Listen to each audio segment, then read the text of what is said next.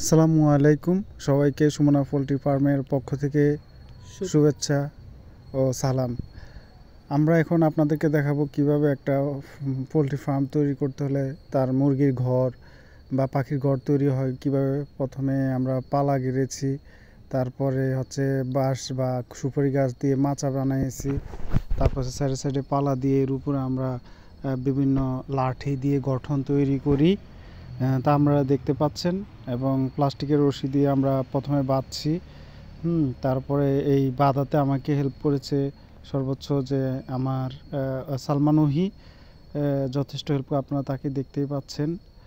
সে আমাকে যথেষ্ট হেল্প করে। যে দেখেন আপনারা, এটা সাইডের গঠন বা ঘরটা তৈরি করতে আমরা কি কি ব্যবহার করেছি: বাঁশ, কাঠ, হ্যাঁ, বিভিন্ন পালা, গাব গাছ। হ্যাঁ, কম খরচের মধ্যে আমরা চেয়েছি যে কীভাবে একটা ঘর তৈরি করা যায় মুরগির জন্য। এরপরে আমাদের সাথে আরও আছে তাহসান, সেও আমাদেরকে যথেষ্ট পরিমাণ হেল্প করে, তাকেও আপনারা দেখতে পাচ্ছেন। সুমনা পোল্ট্রি ফার্মের যে খামারটি, এখানে দেখছেন আমরা কিভাবে ঘর করছি। দেখেন, ঘরটা তৈরি হওয়ার পর আমরা নেট লাগিয়ে দিই। নেট লাগানোর পরে আমরা খড় বিছিয়ে দিই ফ্লোরে বা মেঝেতে, মাচার উপরে। এখানেও আমাকে যথেষ্ট হেল্প করে দুইজনেই। তারপর হচ্ছে আপনার বাকিটাই যে আমরা কারেন্টের লাইন টানানোর জন্য খামারে দুইজনে কাজ করে, সালমান আর তাহসান। এরপরে আমরা লাইট জ্বালানোর পরে আমরা দেখতে মুরগি এটার ভিতরে দিয়ে দেয় তাহসান আর রোহি। এখানে আপনারা দেখেন কিভাবে মুরগি আমরা পালন করি বা মুরগি কিভাবে খায়। এভাবে আপনারা দেখতে থাকুন আমরা পরবর্তী ধাপে ধাপে কি কাজ করতেছি।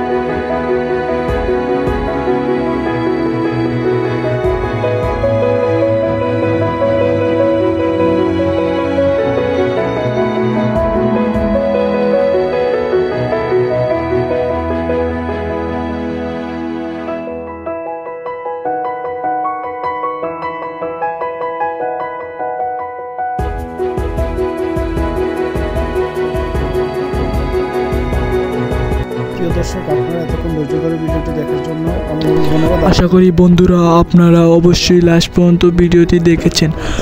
আপনারা কিন্তু দেখেছেন যে আমরা কিভাবে খোপটা তৈরি করেছি, এবং আপনারা দেখতে পাচ্ছেন আমরা মুরগিকে কিভাবে খাবার খাওয়াচ্ছি। তা কিন্তু অনেক হেলদি খাবার। আপনাদের কাছে ভিডিওটি যদি অবশ্যই ভালো লেগে থাকে তাহলে আপনারা একটা লাইক, কমেন্ট, শেয়ার এবং সাবস্ক্রাইব করতে ভুলবেন না। ধন্যবাদ।